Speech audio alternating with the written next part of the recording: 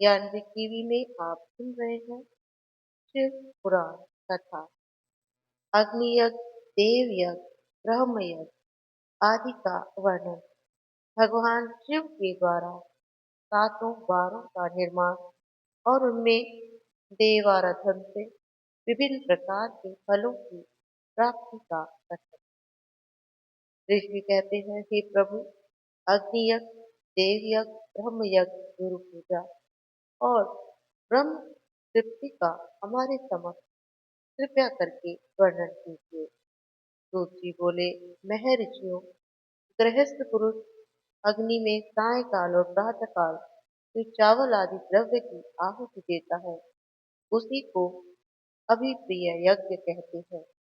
जो ब्रह्मचार्य आश्रम में स्थित है, वह ब्रह्मचारियों के लिए समीधा का आधान ही अग्नि यज्ञ है। वे समीधा का ही अग्नि में हवन करें। ब्राह्मणों, ब्रह्मचर्य आश्रम में निवास करने वाले द्विजों का जब तक विवाह न हो जाए, वे उपासना अग्नि प्रतिष्ठा न करने, तब तक उनके लिए अग्नि में समिधा की आहुति, व्रत आदि का पालन और विशेष यज्ञ आदि ही कर्तव्य है।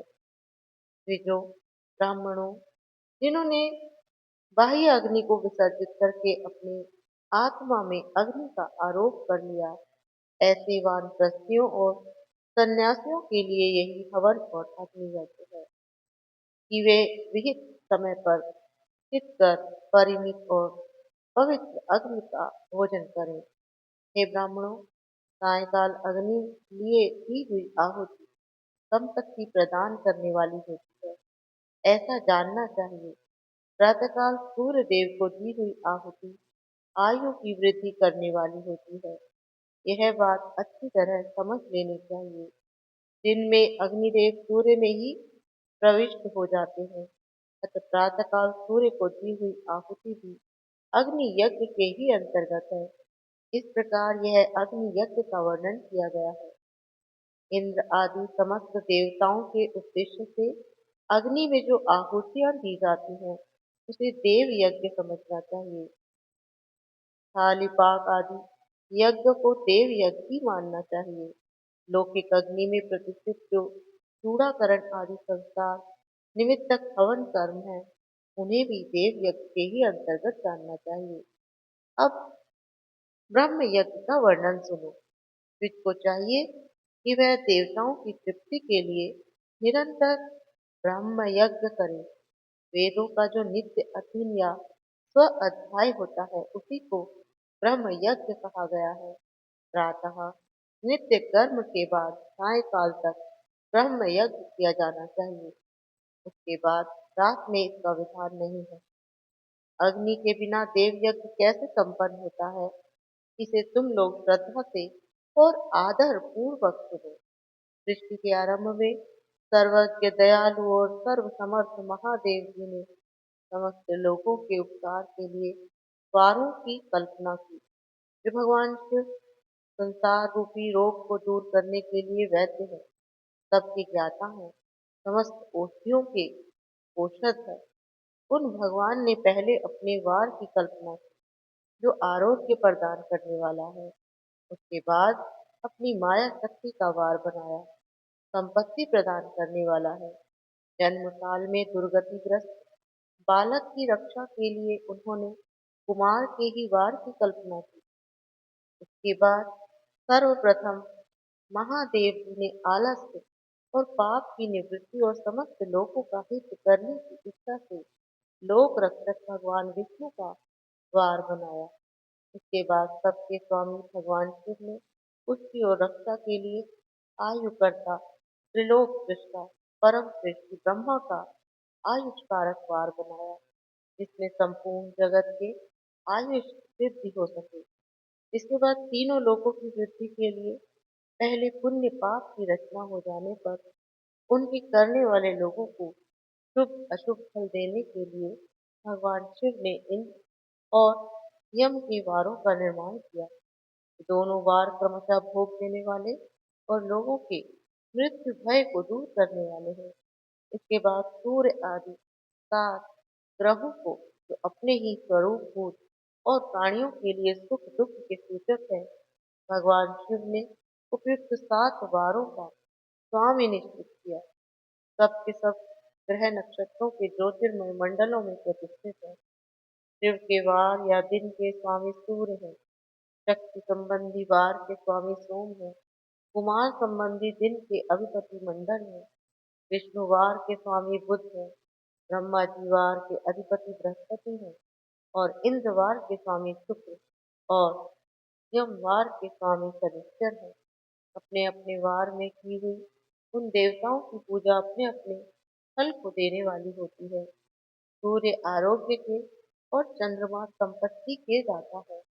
मंगल व्याधियों का निवारण करते और बुध पुष्टि देते हैं। बृहस्पति आयु की वृद्धि करते हैं। शुक्र भोग देते हैं और शनिश्चर मृत्यु का निवारण करते हैं। ये 7 वारों के क्रमशः फल बताए गए हैं, जो उन उन देवताओं की प्रीति से प्राप्त होते हैं। अन्य देवताओं की पूजा का भी फल देने वाले भगवान शिव ही हैं। देवताओं की प्रसन्नता के लिए पूजा की 5 प्रकार की पद्धति बताई गई है। उन उन देवताओं के मंत्रों का जप यह पहला प्रकार है। उनके लिए होम करना दूसरा, दान करना तीसरा, तप करना चौथा, किसी वेदी पर प्रतिमा में, अग्नि में अथवा ब्राह्मण के शरीर में आराध्य देवता की भावना करके 16 उपचारों से उनकी पूजा या आराधना करना पांचवें प्रकार का है। इनमें पूजा के उत्तरोत्तर आधार श्रेष्ठ हैं। पूर्व पूर्व के अभाव में उत्तरोत्तर आधार का अवलंबन करना चाहिए। दोनों नेत्रों और मस्तक के रोग में और कुछ रोग की शांति के लिए भगवान सूर्य की पूजा करके ब्राह्मणों को भोजन कराएं। उसके बाद एक दिन, एक मास, एक वर्ष और 3 वर्ष लगातार ऐसा साधन करना चाहिए। इससे यदि प्रबल प्रारब्ध का निर्माण हो जाए तो रोग एवं जरा आदि रोगों का नाश हो जाता है। इष्ट देव के नाम मंत्रों का जप आदि साधन वार आदि के अनुसार फल देते हैं। रविवार को सूर्य देव के लिए, अन्य देवताओं के लिए, ब्राह्मणों के लिए विशिष्ट वस्तु अर्पित करें। यह साधन विशिष्ट फल देने वाला होता है तथा इसके द्वारा विशेष रूप से पापों की शांति होती है। सोमवार को विद्वान पुरुष संपत्ति की प्राप्ति के लिए लक्ष्मी आदि की पूजा करें तथा सपत्नी ब्राह्मणों को कृत पाक अन्न का भोजन कराएं। मंगलवार को रोगों की शांति के लिए काली आदि की पूजा करें तथा उड़द, मूंग और अरहर की दाल आदि से युक्त अन्न ब्राह्मणों को भोजन कराएं। बुधवार को विद्वान पुरुष दधि युक्त अन्न से भगवान विष्णु का पूजन करें। ऐसा करने से सदा बुद्ध, मित्र और धन आदि की पुष्टि होती है। जो दीर्घायु होने की इच्छा रखता है वह गुरुवार को देवताओं की पुष्टि के लिए वस्त्र, यज्ञोपवीत तथा घृत मिश्रित खीर से पूजन करें। भोगों की प्राप्ति के लिए शुक्रवार को एकाग्रचित होकर देवताओं का पूजन करें और ब्राह्मणों की तृप्ति के लिए रस युक्त अन्न दें। इस प्रकार स्त्रियों की प्रसन्नता के लिए सुंदर वस्त्र आदि का विधान करें। शनिश्चर अब मृत्यु का निवारण करने वाला है। उस दिन बुद्धिमान पुरुष रुद्र आदि की पूजा करें। तिलक होम से, दान से देवताओं को संतुष्ट करके ब्राह्मणों को तिल मिश्रित अन्न भोजन कराएं और जो इस तरह देवताओं की पूजा करेगा वह आरोग्य आदि फल का भागी होगा। देवताओं के नित्य पूजन, विशेष पूजन, स्नान, दान, जप, होम और ब्राह्मण तर्पण आदि में रवि आदि वारों में विशेष तिथि और नक्षत्रों का योग प्राप्त होने पर विभिन्न देवताओं के पूजन में सर्वत्र जगदीश्वर भगवान शिव ही उन देवताओं के रूप में पूजित हो लोगों को आरोग्य आदि फल प्रदान करते हैं। देश, काल, पात्र, द्रव्य, श्रद्धा और लोक के अनुसार उनके तारतम्य क्रम का ध्यान रखते हुए महादेव की आराधना करने वाले लोगों को आरोग्य आदि फल देते हैं। शुभ मांगलिक कार्य के आरंभ में और अशुभ अंत्येष्टि आदि के अंत में तथा जन्म नक्षत्रों के आने पर गृहस्थ पुरुष अपने घर में आरोग्य आदि समृद्धि के लिए सूर्य आदि ग्रहों का पूजन करें। इससे सिद्ध है कि देवताओं का संपूर्ण अभिष्ट वस्तुओं को देने वाला है। ब्राह्मणों का देव यजन कर्म वैदिक मंत्र के साथ होना चाहिए। ब्राह्मण शब्द क्षत्रिय और वैश्य का उपलक्षण है। शूद्र आदि दूसरों का देव यज्ञ तांत्रिक विधि से होना चाहिए। शुभ फल की इच्छा रखने वाले मनुष्य को सातों ही दिन अपनी शक्ति के अनुसार सदा देव पूजन करना चाहिए। निर्धन मनुष्य तपस्या व्रत आदि के कष्ट सहन द्वारा और धनी धन के देवताओं के द्वारा आराधना करें। बार बार श्रद्धा पूर्वक इस तरह के धर्म का अनुष्ठान करता है, वह बार बार पुण्य कालोकों में नाना प्रकार के फलों को भोग कर पुनः इस पृथ्वी पर जन्म ग्रहण करता है। धनवान पुरुष सदा भोग सिद्धि के लिए मार्ग में वृक्ष आदि लगाकर लोगों के लिए छाया की व्यवस्था करे। जलाशय, बावली, पोखरे, कुएं बनवाए। वेद शास्त्रों की प्रतिष्ठा के लिए पाठशाला का निर्माण करें तथा अन्य प्रकार से भी धर्म का संग्रह करते रहें। धनी को यह सब कार्य सदा ही करते रहने चाहिए। समय अनुसार पुण्य कर्मों के परिपाक से अंतःकरण शुद्ध होने पर ज्ञान की सिद्धि हो जाती है। हे द्विजों, हे ब्राह्मणों, जो इस अध्याय को सुनता, पढ़ता और सुनने की व्यवस्था करता है, उसे देव यज्ञ का फल प्राप्त हो जाता है। ओम नमः शिवाय। ओम नमः शिवाय। देश, काल, पात्र, दान आदि का विचार। ऋषि कहते हैं, समस्त पदार्थों में, ज्ञाताओं में श्रेष्ठ सूत्र की आप हमें क्रमशः देश, काल आदि का वर्णन करें। सूत जी बोले, हे महर्षियों, देव यज्ञ आदि कर्म में अपना शुद्ध ग्रह समान फल देने वाला होता है। अर्थात अपने घर में किए हुए देव यज्ञ आदि शाखों फल को कम मात्रा में देने वाले होते हैं। गौशाला का स्थान घर की अपेक्षा 10 गुना फल देता है। जलाशय का तट उससे भी 10 गुना महत्व रखता है तथा जहाँ बेल, तुलसी और पीपल वृक्ष का मूल निकट है, वह स्थान जलाशय के तट से भी 10 गुना फल देने वाला है। देवालय को उससे भी 10 गुने महत्व का स्थान जानना चाहिए। देवालय से भी 10 गुना महत्व रखता है तीर्थ भूमि का तट, उससे 10 गुना श्रेष्ठ है नदी का किनारा, उससे भी 10 गुना उत्कृष्ट है तीर्थ नदी का तट, और उससे भी 10 गुना महत्व रखता है सप्तगंगा नामक नदियों का तीर्थ। गंगा, गोदावरी, कावेरी, ताम्रपणी, सिंधु, सरयू और नर्मदा, इन सातों नदियों को सप्तगंगा कहा गया है। समुद्र के तट का स्थान इनसे भी 10 गुना पवित्र माना गया है। पर्वत के शिखर का प्रदेश समुद्र तट से भी 10 गुना पावक है। सबसे अधिक महत्व वह स्थान जाना चाहिए जहाँ मन लग जाए। यहाँ तक कि देश का वर्णन हुआ है, वह काल का तारतम्य बताया गया है। सप्तयुग में यज्ञ, दान आदि कर्म पूर्ण फल देने वाले होते हैं, ऐसा जानना चाहिए। त्रेता युग में उसका 3/4 फल मिलता है। द्वापर में सदा आय आधे ही फल की प्राप्ति कही गई है। कलयुग में 1/4 ही फल की प्राप्ति समझना चाहिए। आधा कलयुग बीतने पर चौथाई फल में से भी 1/4 कम हो जाता है। शुद्ध अंतःकरण वाले पुरुष को शुद्ध एवं पवित्र दिन कम फल देने वाला होता है। हे विद्वानों, ब्राह्मणों, सूर्य संक्रांति के दिन किया हुआ सत्कर्म पूर्वोक्त शुद्ध दिन की अपेक्षा 10 गुना फल देने वाला होता है, यह जानना चाहिए।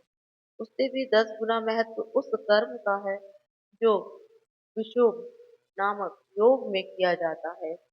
दक्षिणायन आरंभ का होने के दिन अर्थात करकव संक्रांति में किए हुए पुण्य कर्म का महत्व विष्णु से भी 10 गुना माना गया है। उससे भी 10 गुना मकर संक्रांति में और उससे भी 10 गुना चंद्र ग्रहण में किए हुए पुण्य का महत्व है। सूर्य ग्रहण का समय सबसे उत्तम है। इसमें किए गए पुण्य कर्म का फल चंद्र ग्रहण से भी अधिक और पूर्ण मात्रा में होता है। इस बात को विज्ञ पुरुष जानते हैं। जगत रूपी सूर्य का राहु रूपी विष से संयोग होता है, इसलिए सूर्य ग्रहण का समय रोग प्रदान करने वाला है। अतः उस विष की शांति के लिए उस समय स्नान, स्नान, दान, जप करें। यह काल विष की शांति के लिए उपयोगी है, पुण्यप्रद माना गया है। जन्म नक्षत्र के दिन और व्रत की पूर्ति के दिन का समय सूर्य ग्रहण के समान ही समझा जाता है, परंतु महापुरुषों के संकल्प काल करोड़ों सूर्य ग्रहण के समान पावन है, ऐसा ज्ञानी पुरुष जानते हैं। तपोनिष्ठ योगी और ज्ञान निष्ठ यति ये पूजा के पात्र हैं, क्योंकि ये पापों के नाश के कारण होते हैं। जिसने 24 लाख गायत्री जप कर लिया हो, वह ब्राह्मण भी पूजा का उत्तम पात्र है। वह संपूर्ण फलों और भोगों को देने में समर्थ है। जो पतन से त्राण करता है, अर्थात नरक में गिरने से बचाता है, उसके लिए इसी गुण के कारण शास्त्र में पात्र शब्द का प्रयोग हुआ है। यह दाता का पातक से त्राण करने के लिए पात्र कहलाता है। गायत्री अपने गायक का पतन से त्राण करती है, इसलिए वह गायत्री कहलाती है। जैसे इस लोक में जो धनहीन है, वह दूसरों को धन नहीं देता, जो यहाँ धनवान है वही दूसरों को धन दे सकता है। उसी तरह जो स्वयं शुद्ध और पवित्र आत्मा है, वही दूसरे मनुष्य को त्राण और उद्धार कर सकता है। जो गायत्री जप का करके शुद्ध हो गया है, वही शुद्ध ब्राह्मण कहलाता है। इसलिए दान, जप, होम और पूजा सभी कर्म के लिए वही शुद्ध पात्र है। ऐसा ब्राह्मण ही दान तथा रक्षा करने की पात्रता रखता है। स्त्री हो या पुरुष, जो भी भूखा हो वही अन्न दान का पात्र है। जिसको जिस वस्तु की इच्छा हो, उसे वह वस्तु बिना मांगे ही दे दी जाए, तो दाता को उसका दान का पूरा पूरा फल प्राप्त होता है। ऐसा महर्षियों की मान्यता है। जो सवाल या याचना करने के लिए के बाद दिया गया हो, वह दान आधा ही फल देने वाला बताया गया है। अपने सेवक को दिया हुआ दान 1/4 फल देने वाला होता है। हे विप्रो, जो जाति मात्र से ब्राह्मण है और दीनता पूर्ण वृत्ति से जीवन बिताता है, उसे दिया हुआ धन का दान दाता को भूतल पर 10 वर्षों तक भोग प्रदान करने वाला होता है।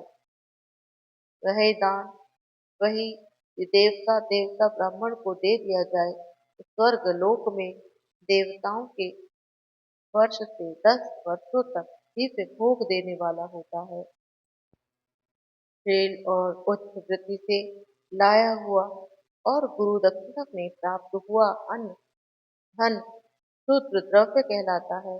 उसका दान दाता को पूर्ण फल देने वाला बताया गया है। क्षत्रियों का शौर्य से कमाया हुआ, वैश्यों का व्यापार से आया हुआ और शूद्रों का सेवा वृत्ति से प्राप्त किया हुआ धन भी उत्तम द्रव्य कहलाता है।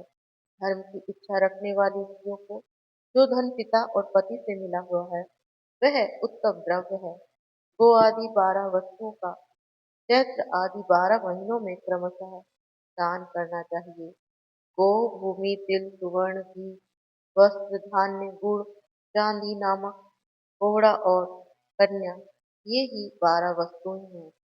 इनमें गोदान से कायिक, वाचिक और मानसिक पापों का निवारण और कायिक तथा पुण्य कर्मों की पुष्टि होती है। हे ब्राह्मणों, भूमि का दान इस लोक में और परलोक में प्रतिष्ठा की प्राप्ति कराने वाला है। तिल का दान बलवर्धक और मृत्यु का निवारक होता है। सुवर्ण का दान अर्थात सोने का दान जठर अग्नि को बढ़ाने वाला और वीर्यदायक है। घी का दान पुष्टिकारक होता है। वस्त्र का दान आयु की वृद्धि कराता है, ऐसा जानना चाहिए। धान्य का दान अन्न धन की समृद्धि के कारण होता है। गुड़ का दान मधुर भोजन की प्राप्ति कराने वाला होता है और चांदी के दान से वीर्य की वृद्धि होती है। लवण का दान षड रस भोजन की प्राप्ति कराता है। सब प्रकार का दान कार्य समृद्धि के लिए सिद्धि लिए होता है। विज्ञ पुरुष कूष्मांड के दान को पुष्टिदायक मानते हैं। कन्या का दान आजीवन भोग देने वाला कहा गया है। हे ब्राह्मणों, वह लोक और परलोक में भी संपूर्ण भोगों की प्राप्ति कराने वाला है। विद्वान पुरुष को चाहिए कि जिन वस्तुओं की श्रवण आदि इंद्रियों की तृप्ति होती है, उनका सदा दान करें। क्षेत्र आदि में 10 इंद्रियों के जो शब्द आदि 10 विषय है, उनका दान किया जाए तो भोगों की प्राप्ति कराते हैं तथा दिशा आदि इंद्र देवताओं को संतुष्ट करते हैं। वेद और शास्त्र को गुरु मुख से ग्रहण करके गुरु के उपदेश से अथवा स्वयं ही बोध प्राप्त करने के पश्चात जो बुद्धि का निश्चय होता है, कर्मों का फल अवश्य मिलता है। इसी को उच्च कोटि की आस्तिकता कहते हैं। भाई बंधु अथवा राजा के भय से जो आस्तिकता बुद्धि या श्रद्धा होती है, वह कनिष्ठ श्रेणी की आस्तिकता होती है, जो सर्वथा दरिद्र है, इसलिए इसके पास सभी वस्तुओं का अभाव है। वाणी अथवा कर्म द्वारा पूजन करें। मंत्र स्तोत्र और जप आदि को वाणी द्वारा किया गया भजन समझना चाहिए तथा तीर्थ यात्रा और आदि को विद्वान पुरुष शारीरिक भजन मानते हैं। जिस किसी भी उपाय से थोड़ा हो बहुत हो देव अर्पण वृत्ति से जो कुछ भी दिया जाए अथवा किया जाए, वह दान या सत्कर्म भोगों की प्राप्ति कराने में समर्थ होता है। तपस्या और दान ये दो कर्म मनुष्य को सदा करने चाहिए और ऐसे ग्रह का दान करना चाहिए जो अपने वर्ण नामक चमक दमक का सफाई सफाई और गुण सुख सुविधा से सुशोभित हो। बुद्धिमान पुरुष देवताओं की तृप्ति के लिए जो कुछ देते हैं, उसमें तनिक मात्र और सब प्रकार के भोग प्रदान करने वाला होता है। उस दान से विद्वान पुरुष इलोक और परलोक में उत्तम फलों को प्राप्त करता है। ईश्वर अर्पण बुद्धि से यज्ञ दान आदि कर्म करके मनुष्य मोक्ष फल का भागी हो जाता है। आज की शिव पुराण कथा को यही विराम देते हैं।